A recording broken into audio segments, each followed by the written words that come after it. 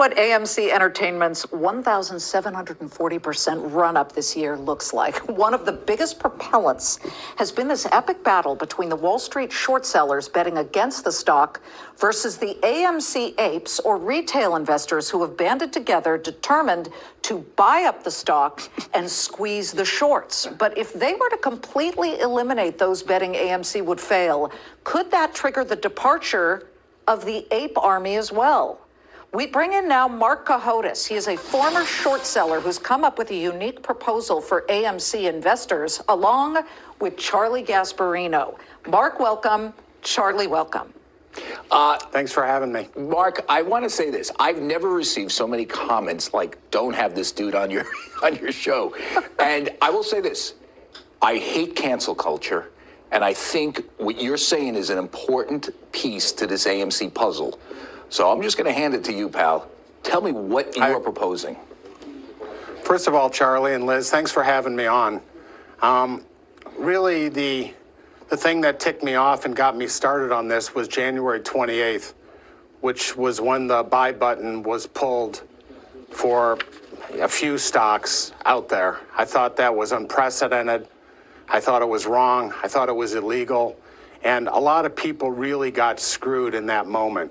Individuals, Joe Sixpack, if you will. And my lawyer wrote a letter to the Senate and Congress. I was on numerous podcasts saying this is just absolutely outrageous. And it really bothered me that people did not focus on how bad these individuals were screwed on that day. It was terrible. So I sort of let my anger die down a little bit, and I filmed a movie in Portland a couple months ago. And the Mulligan brothers, who are doing a documentary on this, were telling me the stories, these horrific stories of how these people got absolutely destroyed when the buy button was pulled. But then they made some money on it too, though, didn't they? They did okay afterwards. Some people may have made. A lot of people lost life-changing money. And I was just outraged by this. I was just sickened by it. And I said, you know, the mainstream media has forgotten these people. And that's why you joined the movement, more or less. Is that correct? I'm not in any movement. I'm a lone wolf. I have me, myself, and me. What's your proposal, Marc? Well, let me just finish with this. So this was bothering me. So I've been involved and been an investor in Overstock for more than 4 years. And it was controversial when I bought Overstock, but it's up 10 times. And Overstock owns something called T0, which is an alternative trading system. And you can trade something called security tokens on that platform. So my proposal was to come with an NFT, a souped up NFT, which would be a security token. NFTs are popular these days. And an NFT with utility, whether it's free popcorn or movie passes or a special golden ticket, would be dividended out to AMC holders. And I think, one, you would provide value to them. Two, it would be something else and a revolutionary thing for T0 to trade. And I think you would finally clean up the mess and the stock loan mess, which is known as Wall Street. Right. And if there is naked short selling, I just want to unpack this a little bit for the viewers. Naked short selling, because people would want to get their hands on that NFT, right? The shorts would have to cover, and you would know if they're covering or if they're not covering. And so, to me, that's a fascinating plan. What does Adam Aron say about it, the CEO? Have you had any contact with him about this? So a couple weekends ago, on my way to Spain, I sent Adam Aron some emails. Someone, Pachter at Wedbush, who's a pal of mine, introduced me to Adam Aron. He said, here's his email, here's his phone number. I only sent him, I think, 5 emails back and forth. Right. And he said he'd think about it. And then when the fire drill, which was last week, came, Adam Aron sent me an email and said that he wants me to stand down. He doesn't want me contacting him, and that's that. So if he doesn't want to hear from me. Does it go away, this plan?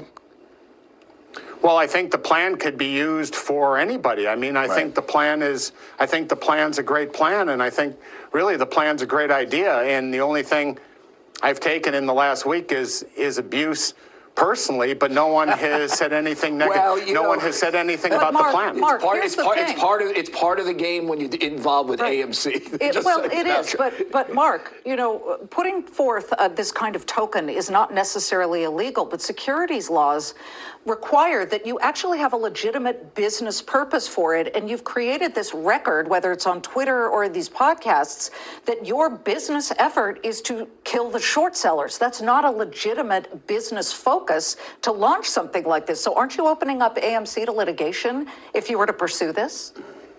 Well, first of all, Liz, what you're saying is 100% false. I've never said that, and I never said it was something to squeeze the shorts. I mean, I'm a short seller at heart, and I know the heavy price those people pay, right? Especially when you do it legitimately. When you do it non-legitimately and you play around, and market makers short on downticks and blow the SSR rule, you have a problem.